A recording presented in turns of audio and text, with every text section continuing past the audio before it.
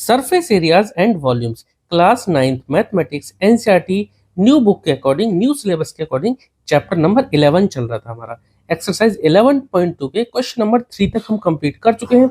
अब करते हैं question number 4। The radius of a spherical balloon increases from 7 centimetre to 14 centimetre. देखिए, एक स्फेरिकल बैलून था, यानी स्फीयर की शेप में एक बैलून था जिसकी रेडियस पहले तो थी 7 सेंटीमीटर।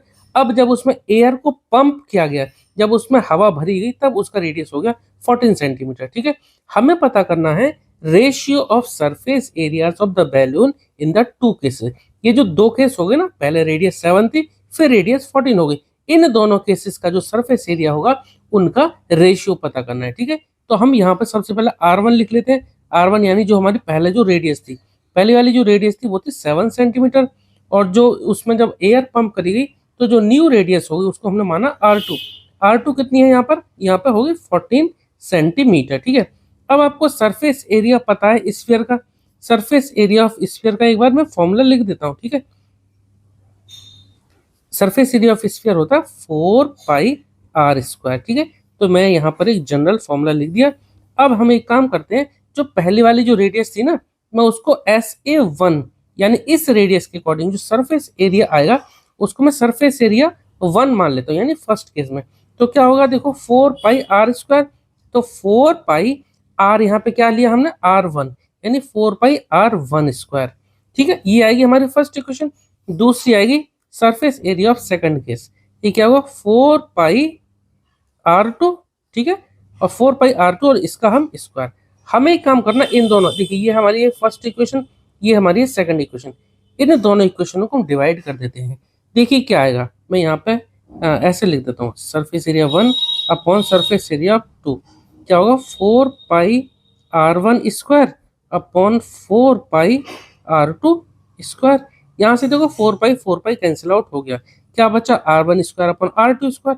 R1 कितना है 7, तो 7 का स्क्वायर अपॉन R2 कितना है 14, यहाँ पर 14 का स्क्वायर। ठीक है, अब देखो 7 स्क्वायर को हम क्या लिख सकते हैं 7 × 7, और 14 स्क्वायर को क्या लिख सकते हैं 14 × 14, कैंसिल आउट हो जाएगा। देखो 7 2 ज़ा 14, 7 2 ज़ा 14, क्या बचा, ऊपर तो बचा कुछ नहीं बचा ना, तो 1 1, और नीचे 2 × 2 4, तो रेशियो देखो कितना आ गया 1:4। ठीक है, question number 5। A hemispherical bowl made of brass has inner diameter 10.5 centimetre. देखिए एक ब्रास की एक ये कटोरी है, ब्रास यानी पीतल की ये कटोरी है।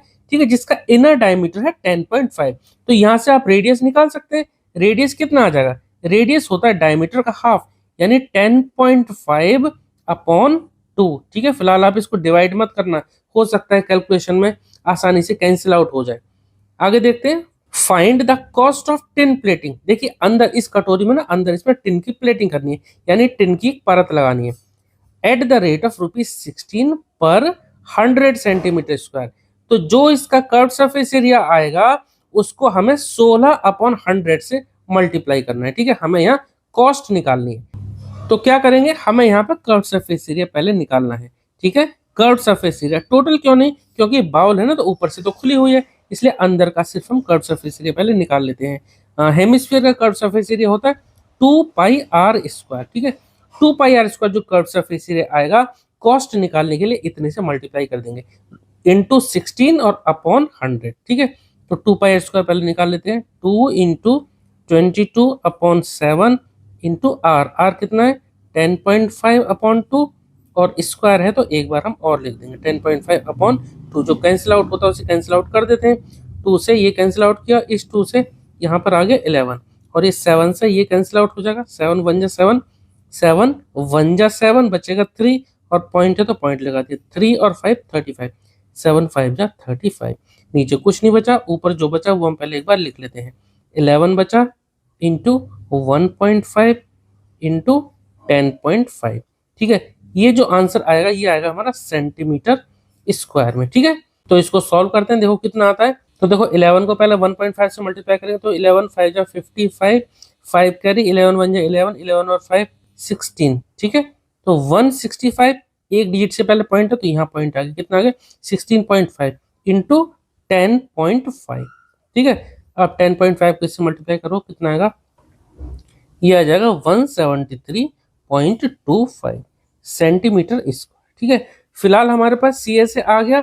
अब हमें कॉस्ट निकालनी है, तो यहाँ से लिख देते हैं टोटल कॉस्ट या कॉस्ट ऑफ टिन प्लेटिंग। ठीक है, तो क्या करेंगे, जो हमारा कर्व सरफेस एरिया आया उसको हम ₹16 से मल्टीप्लाई करेंगे और 100 से डिवाइड कर देंगे। तो 16/100 इंटू 173.25। ठीक है, अब हम पहले 16 को इससे मल्टीप्लाई कर लें और 100 से डिवाइड कर देंगे। तो पहले 16 को जिससे मल्टीप्लाई करेंगे तो देखो आएगा ये 2772। ठीक है, इसको मल्टीप्लाई करेंगे तो आएगा 2772 और अपॉन में कितना है, अपॉन में 100 है। अब देखिए 100 है तो एक दो दो जीरो है, हम 100 को हटा देंगे, ऊपर 2 डिजिट से पहले पॉइंट लगा देंगे। ठीक है, मैं ऐसे लिख देता हूँ 2772। अब 2 जीरो तो एक दो, दो के बाद 2 से पहले हमारा पॉइंट लग जाएगा। 27.72 रुपीज थे तो ये रुपीज आ जाएगा, यानी 27 रुपये 72 पैसे खर्च होंगे एक बाउल को टिन प्लेटिंग करने के लिए। ठीक है, तो क्वेश्चन नंबर 5 कंप्लीट हो गया। अब करेंगे question number 6। Question number 6, find the radius of a sphere whose surface area is 154 centimetre square. हमें रेडियस पता करना है स्फीयर का और सरफेस एरिया हमें दे रखा है। ठीक है, तब आपको पता होना चाहिए कि सरफेस एरिया ऑफ स्फीयर क्या होता है। सरफेस एरिया ऑफ स्फीयर होता है 4πr²। और यहाँ पर सरफेस एरिया गिवन है कितना, 154। तो 4πr² को 154 के इक्वल कर देंगे। ठीक है, 4πr² इक्वल टू आ जाएगा कितना, 154 के। ठीक है, वैल्यू यहाँ पुट कर देते हैं पाई की। तो 4 इंटू 22/7 इंटू r² इंटू में आएगा इंटू r² इक्वल टू 154। देखिए r² की वैल्यू निकाल लिए, तो देखो जो अपॉन में है वो इधर मल्टीप्लाई में चला जाएगा और यहाँ r² के साथ जो जो मल्टीप्लाई में है वो दूसरी तरफ डिवाइड में चला जाएगा। ठीक है, चाहो तो आप पहले यहाँ मल्टीप्लाई कर लो फिर भेज देना उधर। देखो 4 इंटू 22 कितना हो जाएगा, 88r² अपॉन 7 इक्वल टू 154।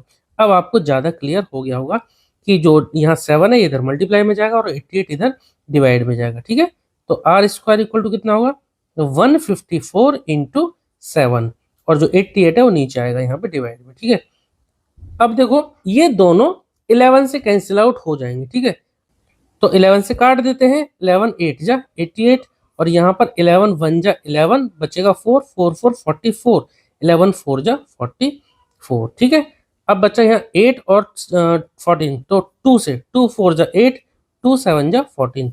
क्या बचा, ऊपर यहाँ पर एक 7 ये बचा ये वाला इंटू एक 7 ये बचा और नीचे बचा 4। देखिए r² की वैल्यू आ गई इतनी। जब हमें r की वैल्यू निकालनी होती है यानी कि स्क्वायर हटाना होगा तो हम दूसरी तरफ रूट लगा देते हैं। एक तरफ अगर स्क्वायर हो तो हम स्क्वायर को हटाने के लिए दूसरी तरफ इक्वल टू के बाद वाला जो होता है उधर रूट लगा देते हैं। तो 7 इंटू 7, ऐसे ही 4 है, 4 को हम 2 इंटू 2 लिख सकते हैं। स्क्वायर रूट लग गया, स्क्वायर रूट खोलने के लिए हमें पेयर बनाने होते हैं। देखो 7 7 का पेयर हमारा यहाँ बन ही गया, यहाँ पे 2 2 का बन गया। कितनी वैल्यू आ जाएगी, ऊपर को सॉल्व करेंगे तो 7 और नीचे 2 इंटू 2, एक बार 2 लिख देंगे। तो रेडियस कितना आ गया, 7/2 यानी कि 3.5 सेंटीमीटर। ठीक है, आसानी से रेडियस आ गया कितना, 3.5 सेंटीमीटर। क्वेश्चन नंबर 6 हो गया। क्वेश्चन नंबर 7 करेंगे। क्वेश्चन नंबर 7 करते हैं। देखिए बहुत ही इंपॉर्टेंट क्वेश्चन है ये। The diameter of the moon is approximately 1/4 of the diameter of the earth. देखिए यहाँ पे पहले लिख देते हैं इतना, डायमीटर ऑफ मून यानी DM लिख देता हूँ, डायमीटर ऑफ मून। ठीक है, इस तरह से इक्वल टू 1/4 यानी 1/4 डायमीटर ऑफ अर्थ। देखिए जब डायमीटर ऑफ मून 1/4 है डायमीटर ऑफ अर्थ के, इसका मतलब रेडियस भी होगा। तो रेडियस भी क्या होगा, तो 1/4 होगा रेडियस ऑफ अर्थ के। ठीक है, ठीक है, तो radius of moon equal to 1/4 radius of earth. ठीक है, आप यहां से इसको क्रॉस मल्टीप्लाई करके ऐसे भी लिख सकते हो और 4 को इधर मल्टीप्लाई कर दें, 4 into RM equal to 1RE या RE। ठीक है, तो रेडियस ऑफ अर्थ कितना हो गया, 4 टाइम्स रेडियस ऑफ मून। ठीक है, अब एक काम करते हैं, देखिए यहाँ रेशियो पूछा है ना, find the ratio of their surface area. तो हम एक काम करते हैं, सरफेस एरिया ऑफ मून। ठीक है, SA लिख देता हूं, सरफेस एरिया ऑफ मून जो आएगा उसको हम सरफेस एरिया ऑफ अर्थ से डिवाइड कर देंगे, क्योंकि रेशियो पूछा है ना। तो surface area of moon upon surface area of earth, ठीक है, कैपिटल आप लिख देना। तो सरफेस एरिया क्या होता है 4 पाई r²। तो 4 पाई, अब मून है तो यहाँ क्या लिखेंगे r m², अपॉन अर्थ है तो अर्थ का क्या होगा 4 पाई r e²। 4 पाई तो रहेगा सेम, या मून था तो rm लिख दिया, अर्थ है तो यहाँ re लिख दिया। 4 से पाई कैंसिल आउट हो गया, क्या बचा rm² अपॉन re², यही बचा ना rm² upon re²। rm radius of moon क्या है, इसको फिलहाल में चलो ऐसे ही रहने देता हूं, ठीक है। आर ई रेडियस ऑफ अर्थ क्या है 4rm, तो आर ई की जगह लिख देता हूं मैं 4rm, और होल स्क्वायर है, यहाँ पे होल स्क्वायर लगा देंगे। मैंने यहाँ अर्थ की जगह पुट किया, आप यहाँ मून की जगह भी पुट कर सकते थे। मून की जगह rm की जगह आप लिख दे 1/4 re, ठीक है। तो देखिए क्या होगा, ऊपर तो ऐसे ही रहेगा rm², नीचे क्या होगा 4rm, दोनों का स्क्वायर करना पड़ेगा, तो 4 का स्क्वायर हो गया 16 और rm का स्क्वायर हो गया rm²। rm² से rm² कट गया, क्या बचा ऊपर कुछ नहीं बचा तो 1 बचा, 1 अपॉन नीचे क्या बचा 16, ठीक है। तो देखिए इनका surface area of moon upon surface area of earth कितना आ गया 1/16, या आप इसको लिख सकते हैं 1:16, ठीक है। तो रेशियो हमें निकालना था, ratio of their surface area यानी कि surface area of moon upon surface area of earth कितना आ गया 1:16, ठीक है। क्वेश्चन नंबर 8 देखते हैं। A hemispherical bowl is made of steel 0.25 centimetre thick. देखिए यहाँ पर एक हेमिस्फेरिकल बाउल दे रखी है, बाउल यानी कि कटोरी। तो देखो मैं यहाँ पे एक बार बाउल बना के आपको दिखाता हूँ।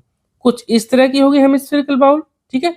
और देखिए ऊपर क्या है, ये एक ऊपर एक मैं यहाँ किनारे बना देता हूँ, जो कटोरी होगी कुछ थोड़ी सी थिक तो होगी ना, तो ये इसकी किनारे बना दी, ठीक है, जो कि 0.25 सेंटीमीटर थिक है। ये जो थिकनेस है इस कटोरी की इतनी है 0.25। The inner radius of the bowl is 5 centimetre. जो अंदर की जो रेडियस है, चलिए मैं इनर रेडियस को मानता हूँ स्मॉल आर यानी इनर रेडियस दे रखी है यहाँ पर 5 सेंटीमीटर। हमें पता करना है find the outer curved surface area of the bowl. तो देखो आउटर कर्व्ड सरफेस एरिया निकालने के लिए तो पहले हमें आउटर रेडियस निकालनी पड़ेगी। चलिए मैं आपको एक काम करता हूँ, इसका ना एक बार टॉप व्यू बना देता हूँ। इस कटोरी को जब हम ऊपर से देखेंगे तो कुछ सर्कल टाइप में दिखेगी, ठीक है, सर्कल दिखेगी, और मैं यहाँ पे सेंटर ये मान के इसकी किनारी को बना देता हूँ इस तरह से। देखो ठीक है, ये इसका टॉप व्यू मैंने बना दिया। सेंटर से ये होगी यहाँ तक स्मॉल रेडियस, और देखिए अगर मैं इस स्मॉल रेडियस में जो जो छोटी रेडियस है इसमें अगर मैं ये थिकनेस को जोड़ देता हूँ, इसको इंक्लूड कर देता हूँ, तब बन जाएगी हमारी आउटर रेडियस। रेडियस हमेशा सेंटर से ही लेनी है, तो कैपिटल आर कितनी बन जाएगी, जो स्मॉल आर है वो प्लस इसकी जो थिकनेस, सपोज मैं थिकनेस को टी मान लेता हूँ, ठीक है। तो कैपिटल आर यानी जो आउटर रेडियस है वो कितनी बन जाएगी, देखो स्मॉल रेडियस दे रखी है 5 सेंटीमीटर, तो 5 प्लस इसकी जो थिकनेस है, थिकनेस यहाँ दे रखी है 0.25, ठीक है। तो 5 प्लस 0.25 कितनी हो जाएगी 5.25, ये सेंटीमीटर में आ गई, ठीक है। तो आउटर रेडियस कितनी आ गई 5.25 सेंटीमीटर। हमें पता करना आउटर कर्व्ड सरफेस एरिया, ठीक है। अब आउटर रेडियस आ गया तो आसानी से हम आउटर कर्व्ड सरफेस एरिया निकाल लेंगे, ठीक है। मैं आउटर लिख देता हूँ, आउटर कर्व्ड सरफेस एरिया कितना होगा 2 पाई कैपिटल r², ठीक है। यहाँ मैंने r मेंशन कर दिया आउटर वाली, तो 2 इंटू 22/7 इंटू आर कितनी है 5.25, तो 5.25 स्क्वायर है, तो हम इसको एक बार और लिख देंगे, ठीक है। अब इसको हम सॉल्व कर लेंगे। 7 से 5.25 को कैंसिल आउट कर देंगे, 7 1 जा 7, देखो 7 7 जा 49 होता है, पॉइंट आ रहा है बीच में तो पहले ही हम पॉइंट लगा देंगे। 7 7 जा 49, बचेगा कितना 3 बचेगा, 3 5 35, 7 5 जा 35, ठीक है। अब हम क्या करें, अब हम इसको सबको सॉल्व कर लेंगे। तो 2 इंटू 22 कितना हो जाएगा 44 हो जाएगा, 44 इंटू 0.75 इंटू 5.25, इनको तीनों को मल्टीप्लाई करके लिख देंगे, आंसर आ जाएगा हमारा, ये आ जाएगा मल्टीप्लाई करके 173.25, ठीक है, ये आ जाएगा आंसर। और यूनिट हम जरूर लगाएंगे, यूनिट जरूर लगानी है, भूलना नहीं है आपको। तो ये इसका एरिया आ गया, यानी कर्व सरफेस एरिया आ गया हेमिस्फेरिकल बाउल का, यानी कि बाहर का कर्व सरफेस एरिया आ गया। क्वेश्चन नंबर 9 देखते हैं इस एक्सरसाइज का आखिरी क्वेश्चन। ए right circular cylinder just encloses ए स्फीयर। ठीक है, देखो एक ही राइट सर्कुलर सिलेंडर है, इसके अंदर एक स्फीयर रखा हुआ है। स्फीयर देखो टॉप को भी टच कर रहा है, बॉटम को भी टच कर रहा है, ठीक है, और इधर भी दोनों तरफ टच कर रहा है। ठीक है, इस स्फीयर की जो रेडियस दे रखी है आर, हमें ये 3 पार्ट निकालने हैं। देखिए बहुत ही आसान क्वेश्चन है। ठीक है, करते हैं चलिए इसे। तो देखो हमने यहाँ पर एक ये रफ फिगर इसका बना लिया है। हमसे पहले पूछा surface area of the sphere. ये जो स्फीयर है अंदर इसका सरफेस एरिया, तो आपको सरफेस एरिया का फॉर्मूला पता है क्या? 4 पाई r स्क्वायर होता है। स्फीयर का सरफेस एरिया हो यानी कर्व सरफेस एरिया हो या टोटल सरफेस एरिया, हमेशा बराबर होता है किसके? 4 पाई r स्क्वायर के। ठीक है, तो पार्ट फर्स्ट में इतना ही करना है और कुछ नहीं करना। सेकंड पार्ट देखते हैं, सी एस यानी curve surface area of the cylinder. Cylinder का कर्व सरफेस एरिया। अब आप एक बात बताइए, यहां से यहां तक इस सिलेंडर की हाइट है, और देखिए यहां से यहां तक ये पूरे में यानी टॉप पे भी टच कर रहा है। ये जो स्फीयर है टॉप पे भी टच कर रहा है और बॉटम पे भी, यानी कि इसकी जो हाइट होगी, इस सिलेंडर की जो हाइट होगी किसके बराबर होगी? 2 इंटू रेडियस। ये रेडियस r प्लस आर लिखो या डायमीटर लिखो या फिर इसको 2 इंटू आर लिखो। तो सिलेंडर का जो कर्व सरफेस एरिया होता है वो होता है 2 पाई r h, यही होता है। h की जगह यहाँ पे आपको पुट करना है 2r, तो क्या आएगा? 2 इंटू पाई इंटू आर और h की जगह इंटू 2r। तो देखो क्या हो जाएगा, नंबर को नंबर से पहले मल्टीप्लाई कर देते हैं। 2 2 जा 4, ठीक है, पाई ऐसे रहेगा और r यहाँ पे भी यहाँ पे, यानी 4 पाई r स्क्वायर। सेकंड पार्ट का आंसर आ गया 4 पाई r स्क्वायर। पार्ट थर्ड में हमसे रेशियो पूछा है। जो पार्ट फर्स्ट और सेकंड में जो आंसर आए ये इनका रेशियो निकाल देते हैं। ठीक है, देखो 4 पाई r स्क्वायर आया पार्ट फर्स्ट का, और रेशियो का मतलब अपॉन में, तो दूसरे का भी 4 पाई r स्क्वायर आया। तो दोनों सेम है ना, तो कैंसिल आउट हो गए। क्या बचा? 1/1, यानी कि जो रेशियो आ गया कितना आ गया? 1:1। ठीक है, तो इस तरह से ये लास्ट क्वेश्चन था, क्वेश्चन नंबर 9, ये खत्म हो गया। और इस तरह से एक्सरसाइज हमारी 11.2 कंप्लीट हो गई। आई होप कि आपको सब समझ में आया होगा। अगर आपको फिर भी किसी क्वेश्चन में डाउट रहता तो प्लीज आप कमेंट सेक्शन में जरूर पूछना। ठीक है, तो चलिए मिलते हैं नेक्स्ट वीडियो में एक्सरसाइज 11.3 के साथ। Okay, thank you.